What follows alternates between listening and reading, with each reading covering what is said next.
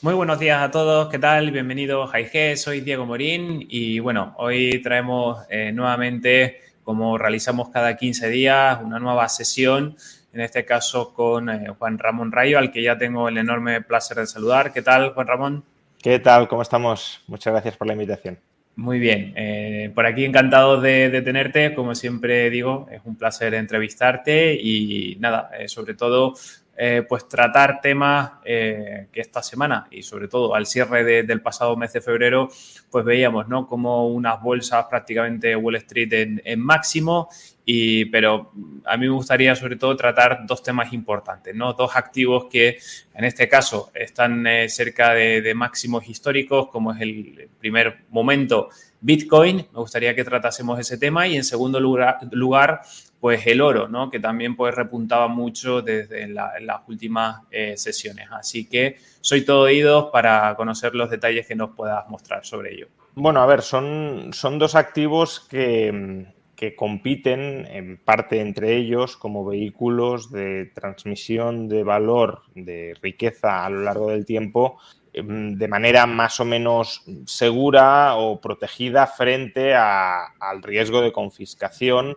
y de dilución inflacionista por parte de los gobiernos, sobre todo Bitcoin en cuanto a protección frente a la confiscación tiene mayor ventaja respecto al oro, ¿no? El oro, al final, si lo tienes físicamente, pues se puede llegar al extremo de que el gobierno te lo confisque. Hoy a lo mejor nos suena un poco estrafalario o un poco raro pensar que entrarán agentes de seguridad a nuestros domicilios para quitarnos el oro que tenemos porque el gobierno así lo haya decretado, pero no olvidemos que en la Gran Depresión de los años 30, hace prácticamente un siglo, con un gobierno, bueno, supuestamente demócrata y democrático como fue el de Franklin Delano Roosevelt, se tomó esta medida. Confiscó el oro de los ciudadanos estadounidenses, el oro físico que tenían.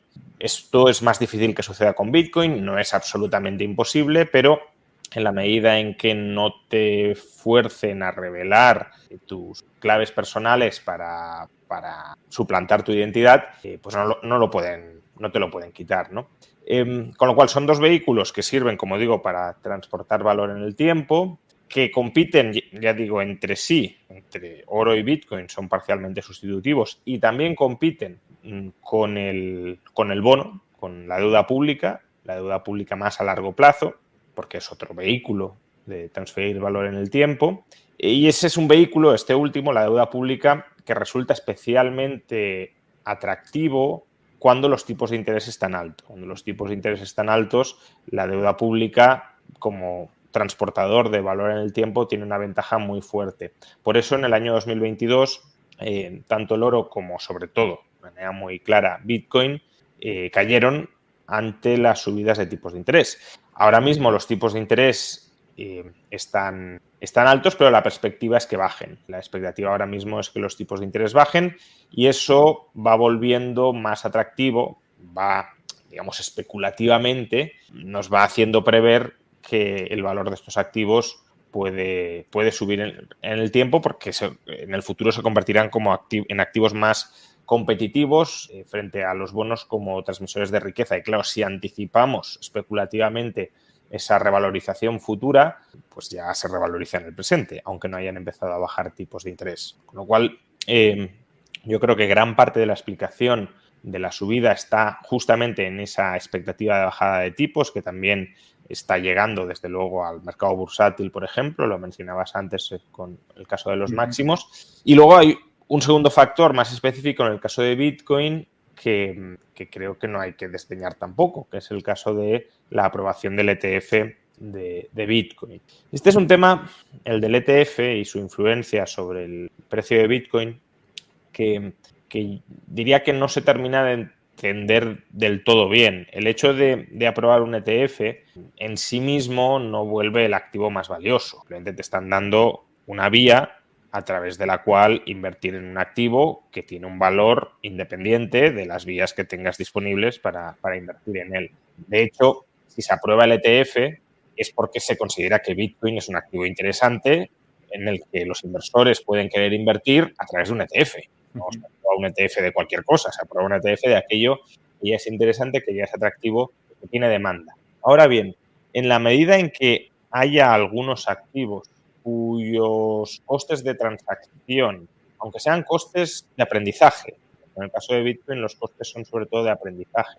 Si hay algunos activos cuyos costes de transacción para la adquisición o el mantenimiento son altos y dejan, por tanto, a muchos inversores fuera, el hecho de que tú crees un instrumento que les abarata esos costes de transacción significativamente para algunos inversores puede llevar a que mucha más gente esté dispuesta a invertir en ese activo, que ya lo estaba antes, pero no lo hacía por los altos costes de transacción, pero no es que se genere una demanda donde no la hubiese, la demanda estaba ahí, pero no superaba la barrera del coste de transacción, de aprendizaje, y posibilitar la entrada de muchos de estos inversores probablemente haya contribuido significativamente a que su precio se haya disparado, como hemos visto durante las últimas semanas, anticipando eso, que van a entrar o ya están entrando nuevos inversores a este activo, como digo, compite con el oro, que compite con los bonos a la hora de transferir valor en el tiempo. Y me gustaría añadir, ¿lo consideras un refugio como oro, plata, todo el tema de metales, o puede ser un bien de inversión alternativo? O sea, yo creo que a medio plazo a lo que debería aspirar Bitcoin es a ser, pues es una especie de oro digital, incluso un oro más reforzado en términos de protección, como mencionaba antes, porque al ser intangible dificulta a los gobiernos a ser confiscado, ¿no? Muchas veces se menciona que el oro es mejor que Bitcoin porque el oro es tangible y Bitcoin no, con lo cual como que te da una garantía extra el hecho de que tenga una tangibilidad y que esa tangibilidad pueda tener asociados ciertos usos que a lo mejor Bitcoin no tiene, ¿no? Pues el oro sirve de elemento ornamental, sirve también, tiene aplicaciones industriales, y eso es cierto, es decir, la tangibilidad puede aportarle un valor añadido al oro frente a Bitcoin y puede llevar a que haya gente que prefiera el oro a Bitcoin precisamente por esa tangibilidad, pero tengamos presente que también le supone una desventaja al oro, y es que lo tangible, como mencionaba antes, es más fácilmente confiscable. Claro. Y por tanto, el hecho de que sea intangible, según los servicios que desees recibir, claro, si tú quieres tener seguridad y belleza, pues mejor el oro. Si tú quieres tener mucha seguridad, pues a lo mejor podría ser preferible Bitcoin, ¿no? O si quieres tener seguridad con un, digamos, un suelo potencial en su caída, debido a que si el oro se desmonetiza en parte, seguirá teniendo aplicaciones industriales, pues mejor el oro. Si no te importa, o sea, si no ves mucha diferencia entre que el precio de un activo caiga a un 90 o un 100%, porque si el oro se desmonetizara, es decir, si no se utilizara en absoluto como vehículo de transmisión de riqueza y solo tuviese un uso directo, ya digo, ornamental o industrial, pues su precio mejor caería, no sé, un 80 o un 90%.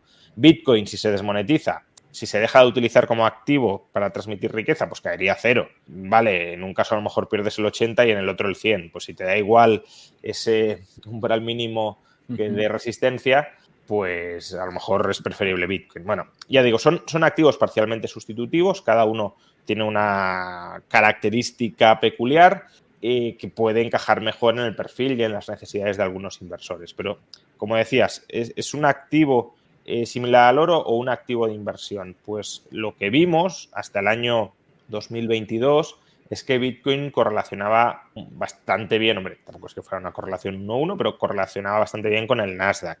Y eso lo convertía más bien en una especie de acción growth o, bueno, un bono a perpetuidad, si lo queremos, con un cierto componente de expectativa de crecimiento y de revalorización en su precio. Es decir, que quienes compraban hasta el desmoronamiento de Bitcoin en 2022 no solo estaban comprando por la trayectoria que ha seguido el precio, esto es una interpretación a posteriori, claro, no solo estaban comprando porque lo quisieran utilizar como forma de transmisión de valor a largo plazo, sino porque había unas expectativas muy fuertes en un contexto además de bajos tipos de interés y de entrada de dinero caliente, había unas expectativas muy fuertes de revalorización continuada de su precio, se estaba recalentando, decirlo así, el precio. El oro no experimentó tanto eso, probablemente porque es un activo con mucha más historia, un activo que los inversores conocen muchísimo mejor que Bitcoin, y por tanto es menos susceptible a esas si lo queremos, a esa construcción de castillos en el aire, valorativos, porque es más difícil valorar Bitcoin que el oro, potencialmente, por tanto, el margen de error también es mayor.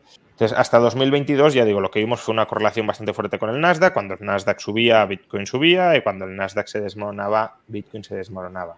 Desde su fuerte caída, sin embargo, hemos asistido a una cierta descorrelación. Quizá ahora estén volviendo a correlacionar, pero durante muchos meses estuvieron fuertemente descorrelacionados. ¿Eso qué significa?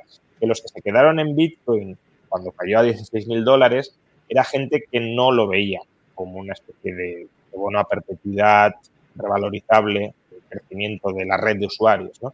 Sino que era gente que primero confiaba en Bitcoin a largo plazo y que además, precisamente por esa confianza a largo plazo, sí lo quería utilizar como forma de transmisión patrimonial de valor a lo largo del tiempo. Y sobre esa base, pues ha ido entrando nuevo capital que entiendo, no lo sé, obviamente aquí habría que hacer un estudio mucho más exhaustivo, pero entiendo que parte será de ese mismo perfil y otro probablemente ahora, no lo sé, pero esté siendo también del perfil más especulativo que busca revalorizaciones o que tiene expectativas de revalorización de Bitcoin a muy corto plazo. Esto es la historia del precio de Bitcoin. Pasa cada tanto, se estabiliza el precio, se quedan las manos fuertes. Cuando ya deja de caer, siguen entrando manos fuertes y el precio aumenta progresivamente. Y cuando ya lleva un tiempo aumentando, entra el dinero caliente y dispara el precio hasta que llega un punto en el que las expectativas de revalorización pues colapsan y por tanto el precio se hunde, quedando de nuevo las manos fuertes, estabilizando el precio. La cuestión es que, al menos hasta el momento, en los últimos 15 años, lo que sí se observa con mucha claridad es que cada caída del precio, cada pinchazo, si lo queremos, de esa burbuja de dinero caliente que de tanto en tanto se produce en Bitcoin, cada caída del precio, cada mínimo del precio, mínimo local, se produce a un nivel más alto que los anteriores. De tal manera que la trayectoria durante estos últimos 15 años sí ha sido alcista, muy volátil, pero alcista.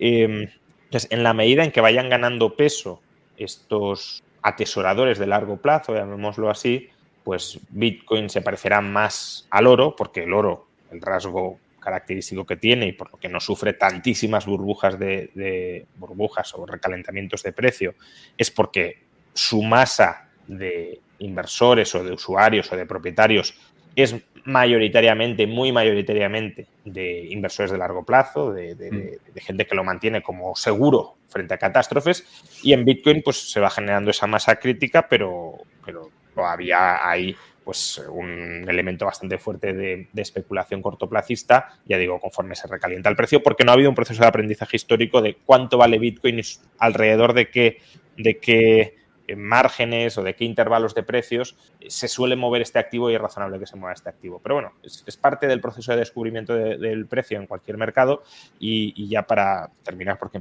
me he alargado mucho, claro, es que el oro, vuelvo a esto, es un activo de miles de años de historia y por tanto tenemos milenios de experiencia en formación de precio y descubrimiento del precio de Bitcoin. Bitcoin tiene 15 años, por tanto no se le puede exigir como activo que se comporte con la estabilidad, la solidez, la más o menos previsibilidad, la falta de volatilidad en ocasiones extrema con la que sí se comporta el oro, porque ya hemos convivido y ya conocemos mayoritaria, generalizadamente, qué es el oro. Perfecto, todo muy claro y solo añadir que veremos qué pasa en abril con el famoso halving, ¿no? Que eso también nos va a traer pues mucha sí, es un sesgo deflacionista que se le introduce a Bitcoin de tanto en tanto.